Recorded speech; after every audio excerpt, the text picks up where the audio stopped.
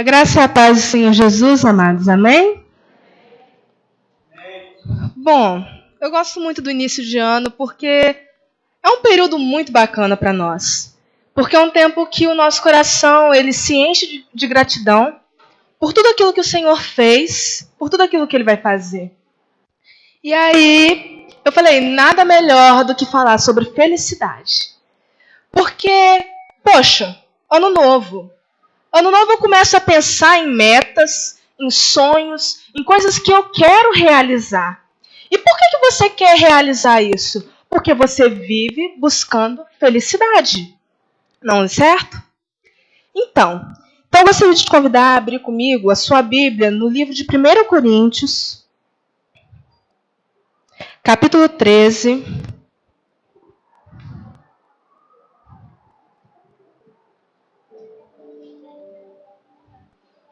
Versículo 13. A igreja pode permanecer assentada porque é um versículo só.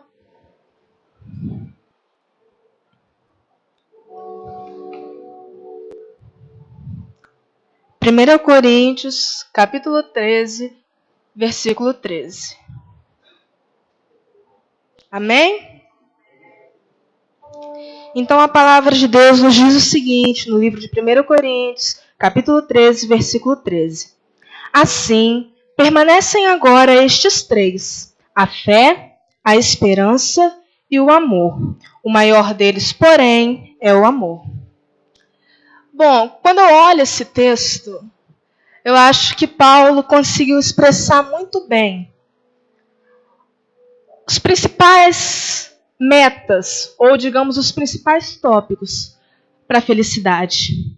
Mas aí você me diz, Esté, mas que felicidade que você está falando? Eu estou falando da felicidade completa. Uma realização pessoal, a realização espiritual e todas as outras que você pode alcançar ao longo da sua vida.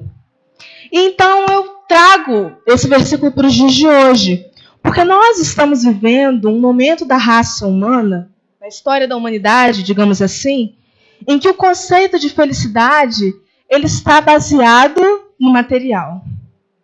Eu preciso ter para mim ser, eu preciso fazer na igreja para mim ser. E então nós nos esquecemos da felicidade à luz da Bíblia. Porque é muito fácil. Porque o que o mundo prega é que você precisa ter status, você precisa ter conhecimento, você precisa ter cultura, você precisa ser viajado, digamos assim. Se você não souber algumas coisas básicas na sociedade, você vai ser meio que excluído. Isso é fato. E é por isso que nós vivemos numa constante mudança para alcançarmos os padrões que o século nos impõe. E então eu trago para os dias de hoje. Será que tudo isso, será que essa felicidade efêmera, fugaz, que o mundo prega, é a felicidade que a Bíblia relata? Bem, pode até fazer parte, mas nem sempre é tudo para você. Então, Paulo abordou com muita propriedade a respeito desses valores desse versículo. E ele disse que agora permanecem os três: a fé, a esperança e o amor. Então, a gente pode trazer como principal valor, ou um dos três principais, a fé. A fé. Qual é o conceito de fé que a Bíblia nos dá? Ora, a fé é a certeza daquilo que a gente não vê. A fé é aquilo que a gente sente, mas que a gente não consegue explicar. Eu me lembro de um dia que nós debatemos, a Carleise trouxe um estudo para os juvenis a respeito do que era a fé. E então, quando nós perguntamos para cada um dos juvenis, cada um trouxe uma resposta própria do que era a fé. Alguns visualizaram a fé como esperança. Outros visualizaram a fé como algo, apenas uma crença. Outros visualizaram a fé como o futuro, como crer em algo do acaso, digamos assim. E muitos nos justificaram com o que era a fé com o versículo de Hebreus, que diz que, ora, a fé é a certeza daquilo que esperamos e a prova daquilo que não vemos, pois foi por meio dela que os antigos receberam um bom testemunho. Então, essa fé, ela exerce extraordinárias funções na nossa vida hoje. Como assim, Esther? Como assim? Bom, a fé leva o ser humano a explorar o desconhecido. Bom, vamos resumir. A fé te faz acreditar naquilo que os olhos não veem. Quando você pega um testemunho, e aí você olha uma pessoa que ficou em coma por meses e mais meses, então você vê a pessoa curada, ou seja, é a fé que te faz explorar o desconhecido. Você não sabia, era uma coisa totalmente improvável, mas a sua fé te levou a ver aquilo. A graça de Deus está sobre você. Então, também a fé, eu acho que essa é a parte mais interessante da fé. Porque a fé cria valores que talvez para a sociedade seja invisível, mas que está totalmente presente no nosso cotidiano.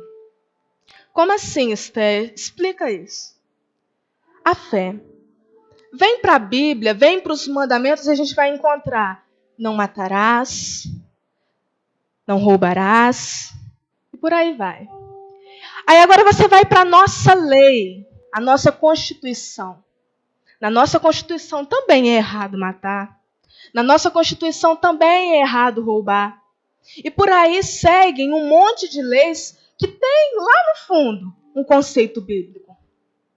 E então eu te falo que os padrões que a fé estabeleceu são invisíveis, mas todos nós vivemos debaixo dela.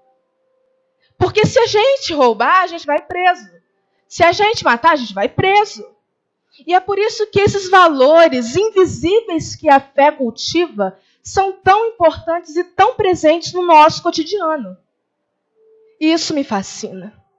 Ver que algo tão antigo, os livros que foram escritos pelos profetas há milhares de anos atrás, continuam presentes na nossa vida todos os dias. Não existe um dia que você acorda e que não vai haver aquelas leis. Porque isso faz parte de um esquema para o nosso país funcionar. Do nosso país e milhares de outros. Então a fé está presente no nosso dia a dia de todos os modos.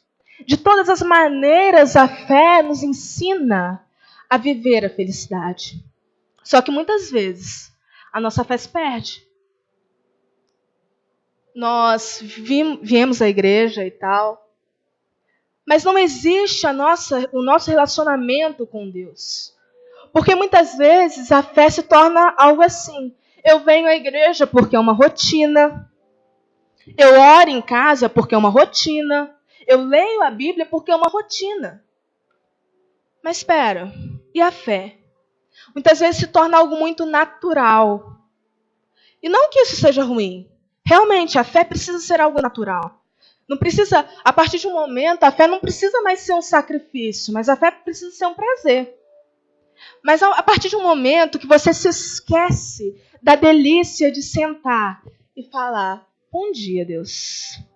O que o Senhor quer fazer comigo hoje? Eu vejo milhares de pessoas que usam a seguinte frase, que se eu não me engano é da Ludmilla, e ela fala: bom dia, Espírito Santo, o que nós vamos fazer hoje juntos? E isso tem se perdido no nosso dia a dia, porque é muito fácil a gente acordar e falar: bom dia, Espírito Santo, o que nós vamos fazer hoje junto? Mas quando você sentou para ouvir o que o Espírito Santo queria fazer com você naquele dia? Talvez isso sejam esses princípios da fé que durante a sua caminhada você tenha esquecido. Talvez isso seja a sua caminhada, que você foi caminhando, e tudo se tornou tão normal. Tão normal. É normal eu ouvir o pastor pregar, é normal eu ir na célula, é normal, é tudo normal. E então, a fé perde o verdadeiro valor dela. E existe um outro e mais conhecido valor da fé, que é: a fé reduz as tensões da vida. A fé, essa doutrina, essa parte da fé, é a que nós mais vivemos. Porque quando nós passamos por lutas, por dores, quando a morte bate na nossa porta, quando a doença bate na nossa porta, quando os problemas batem à nossa porta, nós nos lembramos que existe um Deus maior. Então, essa virtude da fé também é importante. O problema é que muitas vezes essa virtude reina sozinha. E nós só nos lembramos da fé inabalável quando nós passamos por um vale de ossos secos. Muitas vezes nós só nos atentamos para aquilo que Deus quer. Para a verdadeira fé. A fé do tamanho de um grão de mostarda que move montanhas quando nós estamos em dificuldades. Mas nós precisamos mudar isso em nós. E muitas vezes nós somos sacudidos. E então nós chegamos na igreja e o Senhor libera uma palavra de Deus e nós acalmamos os nossos corações. Nós conseguimos entender o propósito maior da salvação, nós conseguimos entender, nós conseguimos dimensionar os propósitos de Deus através da fé. Mas não adianta você usar a sua fé de vez em quando. Não adianta. A fé precisa ser algo constante, da mesma forma que as leis estão constantes no nosso país. Não precisa virar aquela coisa que você faz por fazer, mas ela precisa ser importante e precisa ser um hábito seu. Mas isso é fé, hábito. O que tem a ver uma coisa com a outra? A fé é um hábito quando você decide que em meio à luta você vai confiar. Que em meio à alegria você vai confiar. Que quando você não entender nada, quando você achar que você é totalmente suficiente de levar a sua vida sozinho, você vai continuar tendo fé na sua dependência em Deus. E essas 3 virtudes da fé são importantes para nós chegarmos ao contentamento. E contentamento é uma das definições de felicidade. Ou seja, quando você está feliz, quando você alcança a felicidade, quer dizer que o seu contentamento, pronto, acabou. O seu contentamento está totalmente tranquilo. Você é uma pessoa realizada, uma pessoa feliz. Então, a fé é muito importante. A fé também integra a nossa vida de uma maneira tal. Quantas pessoas a gente vê por aí que, antes de conhecerem a Cristo, elas eram desorientadas, elas eram perdidas em um monte de conceitos que talvez não valessem tanto a pena. E quando eles encontram Jesus, existe um caminho e essas pessoas começam a se transformar, a ganhar vida e também abrir a mente para o mundo espiritual e essa pessoa se torna uma bênção. Quantos exemplos nós temos disso na nossa igreja, por exemplo? Muitos. A fé nos ajuda a enxergar o mundo de uma maneira que talvez a gente possa olhar e falar: olha, o mundo está perdido, porque o mundo todo não conhece Deus. Mas eu tenho certeza que a igreja, independente seja metodista, batista, assembleia, mas a igreja, a noiva do Senhor, vai fazer acontecer na nossa cidade, no nosso país, na nossa nação. Porque eu enxergo isso através dos olhos da fé. A fé é isso. Então nós precisamos depender dele. E então, uma coisa que eu já citei em outras reflexões, em outras pregações, que nós temos um relacionamento direto com o Rei do Universo. E isso faz parte da fé. Ninguém chega num presidente assim, numa boa, chega lá no Planalto e fala com a Dilma, ninguém chega nos Estados Unidos numa boa e fala com Barack Obama. Ninguém. Você fala com terceiros, pessoas que estão como representantes dele, mas você tem acesso ao Rei do Universo sem precisar de terceiros. Usam-se sim os terceiros, mas você não precisa deles. Você não precisa do pastor para você falar com Deus. Você não precisa do ministro de louvor para louvar a Deus. Isso tudo você pode fazer sozinho. Os terceiros são, sim, muito usados por Deus, e glória a Deus pela vida deles. Mas você não precisa. A adoração, o louvor, o respeito e a obediência a Deus precisam ser constantes no seu dia a dia. Afinal, você tem um privilégio que muitos não têm. Você tem acesso a Deus, você tem acesso ao Rei do Universo, sem precisar que outras pessoas te ensinem, falem o que você vai fazer, sem nada disso. E aí, nesse dia que a gente perguntou o que era fé para os juvenis, se eu não me engano, foi o Vinícius que falou, fé e esperança. E aí, essa é uma outra virtude que o Espírito Santo nos ensina para encontrar o verdadeiro contentamento, a esperança. Nós vivemos um tempo de calamidade. Esté, como assim? Hoje em dia ninguém mais fica seguro em todos os lugares. Quando a gente precisa fazer alguma coisa, a gente vai correndo e volta para casa. Quando a gente sai, a gente viaja, muitas vezes a gente pensa, meu Deus, como que vai estar minha casa?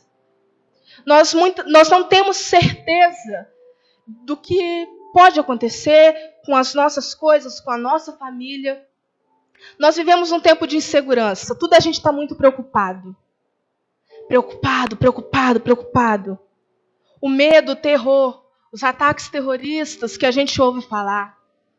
As notícias que nós ouvimos todas as manhãs. Tem gente que fala, mas por que você acorda e liga o jornal? Bem, eu sou do tipo que gosta de assistir jornal. Eu gosto porque eu gosto de me manter informada a respeito do meu país, do mundo, independente disso. Mas é bom também quando a gente vê, mas é uma desgraça, Esté, você está assistindo. Mas isso faz parte, para você enxergar que as coisas não são assim. Um mundo encantado. Não é as princesas da Disney. Mas é quando você olha aquilo e você fala, até onde vai? Mas a sua esperança, se você alimentar, a esperança vai trazer a paz no seu coração. A paz que excede todo entendimento. Esté, mas é difícil descansar, porque eu vou, mas eu não sei se eu vou voltar. Eu tenho, mas eu não sei se daqui a um dia eu vou ter. Eu não sei, eu não tenho certeza de nada. Tudo vive numa dúvida tamanha. Esperança. Foi para isso que nós temos esperança. Esse sentimento tão bonito que o Senhor plantou em nós. E aí, do ponto de vista humano, a esperança é algo meio difícil, uma coisa meio... Esperança. Não, peraí, se 2 mais 2 são 4, então quer dizer que se eu tenho um homem e uma pessoa com uma arma apontada para ele vai morrer. São coisas assim, muito simples, e que muitas vezes, pela luz do olhar do homem, seria a resolução. O ponto final, vai acontecer isso e ponto. Mas a fé, juntamente com a esperança, nos faz entender, nos faz ampliar o nosso entendimento e crer que o Deus que fez todas as coisas pode operar. Esté, mas é questão de 1 segundo. Não tem problema. Ele não é o Deus do impossível. Não foi com uma palavra que ele criou o mundo, não foi com uma palavra que ele fez todas as coisas. O seu Deus é capaz. Nunca esqueça a grandeza do seu Deus. Porque na caminhada parece que a fé e a esperança são as que mais se perdem. Porque talvez sejam temas que são tão pessoais, são tão íntimos e são tão comuns que muitas vezes a gente deixa passar despercebido. E então, o Senhor quer plantar em você semente de fé, semente de esperança. Mas você precisa regar essa fé e essa esperança no seu dia a dia. Você precisa, todas as manhãs, reconhecer que Deus, o Criador de tudo e de todos, é Ele quem dá a palavra sobre a sua vida. Esté, mas o inimigo está à nossa volta, nos rodeando, preparando armadilhas. Eu sei, mas o seu Deus é maior. Não é Satanás que define os planos e os propósitos para a sua vida. É Deus quem define. Agora você faz acontecer. Deus faz o rascunho, ele vai lá, faz a planta da casa. Agora quem começa a obra é você. Aí Deus já não tem nada a ver com isso. A opção é sua. E nós precisamos alimentar todos os dias a nossa fé, a nossa esperança. Porque sem fé e sem esperança é impossível a gente entender a outra virtude e última que Paulo deixou. E que Paulo ainda define que é a maior delas, que é o amor. Sem fé, sem esperança, você não consegue amar. Por que eu não consigo amar, Esther? Porque se você não tem fé para ver que aquela pessoa pode melhorar, se você não tem esperança para colaborar na obra de crescimento de uma pessoa, não tem como. E amor não é palavra, amor não é sentimento, amor é atitude. Então você precisa demonstrar todos os dias que você ama aquela pessoa. E se você não tiver fé, se você não tiver esperança, isso não vai acontecer. Porque fé e esperança são combustíveis para o amor. Então, nos tempos de hoje, muito tem se falado sobre amor. Nós pegamos livros e nós temos vários livros sobre amor. Músicas sobre amor, amor por Deus, amor por vidas. Muito se fala. O discipulado, que é uma visão que está em alta, digamos assim. Porque todas as igrejas querem adotar o discipulado porque realmente é muito interessante a gente crescer junto e crescer através do amor. Então, muito tem se falado. Muito se tem ouvido falar sobre o amor, mas pouco se tem vivido. Porque é muito fácil a gente chegar e decretar, igual o pastor decreta todo ano, uma visão para a igreja. E é muito fácil isso. Mas viver o amor todos os dias é muito complicado. Perdoar quem te feriu é difícil. Você é humano, sua natureza é fraca. Demonstrar o seu amor dia após dia é difícil. Porque falar eu te amo é fácil. São palavras que nós aprendemos. Agora, demonstrar o amor é uma coisa totalmente diferente. Nós precisamos aprender. Ah, Esté, mas está muito difícil. Hoje em dia não tem como a gente amar as pessoas porque a gente não conhece elas por inteiro. Muitas vezes a gente conhece ela na rua, na igreja, no trabalho. Como que eu vou confiar nessa pessoa? E por que eu vou começar a gerar no meu coração um sentimento que ele pode ser frustrado a qualquer momento, já que eu não conheço essa pessoa? As frustrações fazem parte da vida. Se você ama, geralmente vai ser frustrado. Alguma vez, por alguém. Isso independe se é na igreja, se é na família, independe se é um relacionamento, isso independe de várias situações. Mas é o amor que dá sentido à vida. E sem o amor verdadeiro, nós não conseguimos fazer nada. Tudo cai no vazio, tudo fica sem sentido, tudo fica sem propósito. E aí você fala, Esté, mas amar nos tempos de hoje é difícil. É difícil, mas não é impossível. O Senhor quer plantar no seu coração um amor que Ele já provou. E é por isso que o amor de Deus é tão bonito. Porque Ele demonstrou de todas as formas possíveis. Ele ensinou, Ele caminhou do lado, Ele discipulou. E então, Ele chegou ao nível mais extremo do amor. O nível mais extremo que é morrer por amor. Ele não recebeu nada em troca.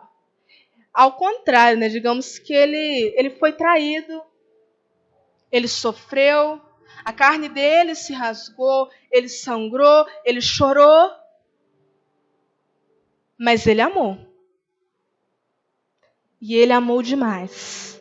Ele não amou uma, duas, três pessoas que Deus coloca ao seu lado para caminhar. Ele amou uma humanidade inteira, mesmo sem essa humanidade merecer. O amor de Deus que é na vertical. O filho desce, como diz o pastor Rogério. O filho desce, o amor de Deus desce. o nosso relacionamento também precisa ser na vertical. Entre você e Deus, a sua oração para Deus, o seu louvor para Deus, é você e Deus, não precisa de outra pessoa. Mas tem uma frase que eu gosto muito de uma pregadora, que talvez vocês conheçam. Ela era da Lagoinha, a Helena Tanuri, e ela diz que o amor de Deus é na vertical. Mas o nosso amor, a gente precisa entender também que a cruz é a maior demonstração de amor, porque é a vontade de Deus atravessando a nossa vontade, como se a vertical da cruz fosse a nossa vontade e a vontade de Deus que atravessasse. Então, o amor independe da sua vontade de amar.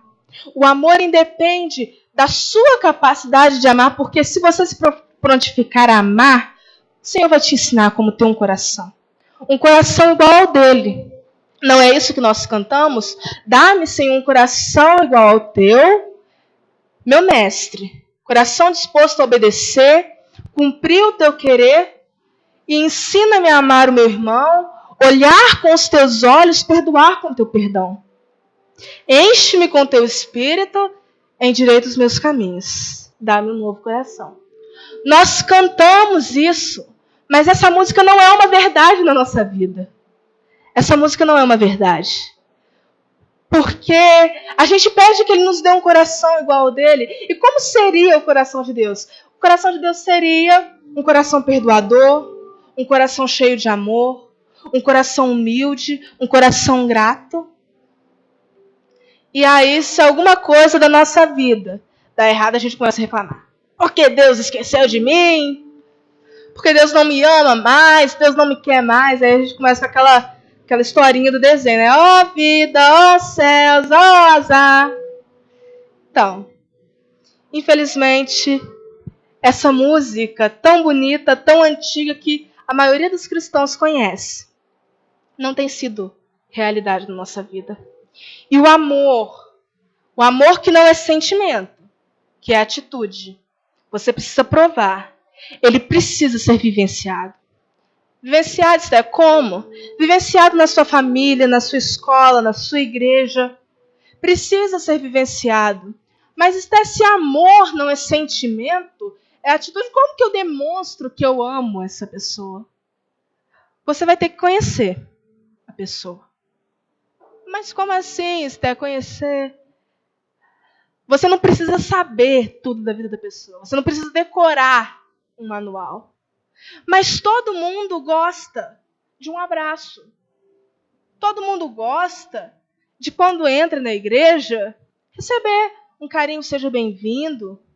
Todo mundo da sua escola gosta quando você se mostra uma pessoa calma, quando você se mostra uma pessoa tranquila, uma pessoa que o seu coração, o seu gênero, apesar, Esther, mas eu sou sanguínea, o meu temperamento é assim. Mas, gente, eu não estou falando disso.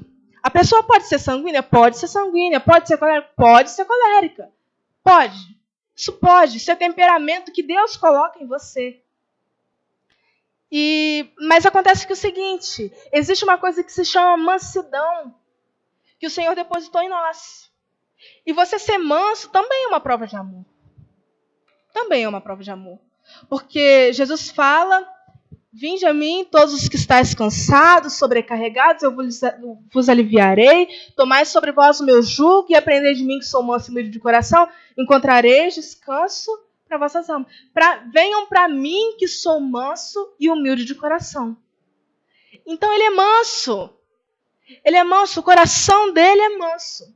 Isso não significa que você não vai se estressar. Isso não significa que você não vai se indignar. Isso não significa que você, quando falarem alguma coisa, você vai falar. Mas isso significa que, apesar disso tudo, quando alguém sentar com você e for conversar com você, o seu comportamento vai resplandecer um espírito manso. Isso também é prova de amor. Quando você prova amor, da mesma forma que você prova amor para o seu parceiro, você prova amor para todas as pessoas. Então, conhecer. Tem gente que não gosta de ser beijado, que não gosta de ser abraçado. Mas tem gente que encontra amor Quando você vai lá, você prepara a casa, você faz um jantar e põe a mesa. E aí a pessoa chega em casa e olha aquela mesa posta, os pratos, os talheres, os copos. E olha, ela fala, que demonstração de amor. Quando uma pessoa entra por essas portas e ela também é meio tímida, e aí de repente, às vezes a gente também aborda de uma forma errada, a gente chega e... Mas quando a gente chega... Calma, Fernanda, calma. Não estou falando que isso é errado não, Fernanda. Não estou falando não. Mas quando uma pessoa chega na nossa igreja, talvez ela é calma, e ela talvez seja um pouco tímida, quando você respeita o espaço dela, você também prova amor. Então o amor é questão de compreensão. O amor é questão quando você olha e você consegue dimensionar. Você não conhece tudo, mas você sabe o básico para você demonstrar amor. Eu costumo dizer na minha sala, porque eu sou representante de turma, então eu costumo dizer que eu conheço eles muito bem. Eu posso não estar na casa deles, eu posso não conviver com eles fora da escola, mas eu conheço eles ali dentro e eu sei o que agrada e o que desagrada a cada um. Eu sei que quando a gente marca uma confraternização, eu sei que quando alguém fala, eu não vou. Então eu sei que talvez, dependendo da pessoa, eu vou ter que sentar. Eu vou ter que falar, você é importante, você é especial. Mas eu também sei que quando a gente marca alguma coisa assim, e a pessoa fala, Esté, eu não vou. Para de palhaçada, você vai sim. Eu sei a diferença. E são pessoas que convivem comigo? Sim, convivem comigo há alguns anos. Mas são pessoas que eu conheço. Talvez não profundamente. Tem lá uma exceção, um garoto, que ele é muito fechado. Mas todas as vezes que eu sento com ele e eu falo, Gabriel, eu preciso fazer isso com a turma, eu preciso resolver alguma coisa, o que você acha, o que você pensa, e ele opina. E quando ninguém sabia o que o menino gostava, o que ele prestigiava, e que eu fui para a internet procurar no Facebook, no Instagram, e aí eu fui, procurei, eu descobri que ele era apaixonado pelo Atlético Mineiro. E então eu falei com os meninos, olha, agora vocês vão ter que dar um jeitinho. Conversa sobre futebol, já que ele gosta.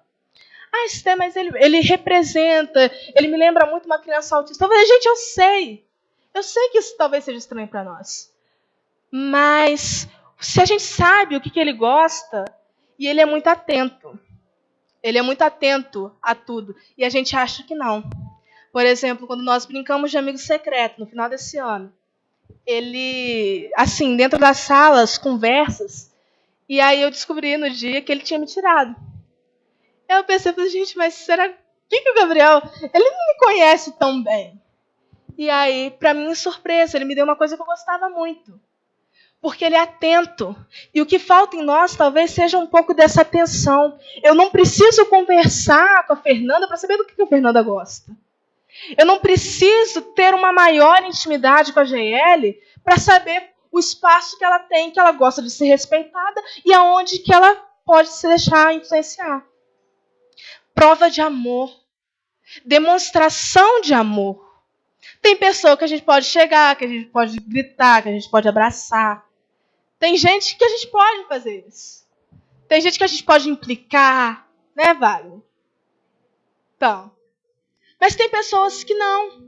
Tem pessoas que se a gente brincar muito, se a gente perturbar muito, elas vão ficar chateadas. E, consequentemente, a nossa fé, a nossa esperança e o nosso amor são inválidos. Totalmente inválidos. Então, a sua felicidade automaticamente não está relacionada só a você, mas ela também se limita aos outros. Então, hoje, na Escola Bíblica Dominical, o Anderson falou sobre a paz espiritual, a paz com os homens e alguém que ajuda, a paz emocional. Então, é mais ou menos isso.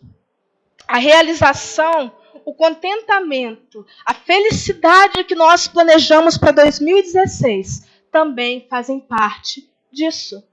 Você estar bem consigo mesmo, você estar bem com Deus e você estar bem com os outros. Porque muitos sentimentos como a fé, a esperança e o amor, que são as 3 virtudes para a felicidade, elas dependem de outras pessoas. Existe uma frase que fala que ninguém é feliz sozinho. E realmente nós precisamos de alguém. Nem que seja um, para a gente rir, para a gente chorar. E então, alcançarmos a felicidade. Então, nós precisamos vivenciar essas 3 virtudes que estão na nossa vida no cotidiano, mas que muitas vezes na nossa caminhada a gente esquece. Então, que você não se esqueça que a fé, a esperança e o amor vão te levar para o caminho da felicidade. Ah, Esté, mas isso envolve também os seus sonhos, os seus projetos. Não tem como você falar que você quer ser um médico se você não quiser estudar e fazer medicina. Ah, mas a Esté falou que você ter fé, ter esperança e ter amor, eu vou alcançar a felicidade. Então isso quer dizer que se eu tiver fé, esperança e amor, eu vou ser um médico? Não. Fé, esperança e felicidade são coisas para você melhorar como pessoa e para serem aplicadas durante a sua vida. Mas tenha sim, tenha metas, tenha sonhos, porque um ser humano, se ele não sonhar, ele morre. Ele precisa ter sonhos, ele precisa alcançar e ter o sabor da vitória. Ah, Esté, mas eu tracei alguns planos e Deus mudou. Deus mudou. Isso não é problema seu. Mas sonhe.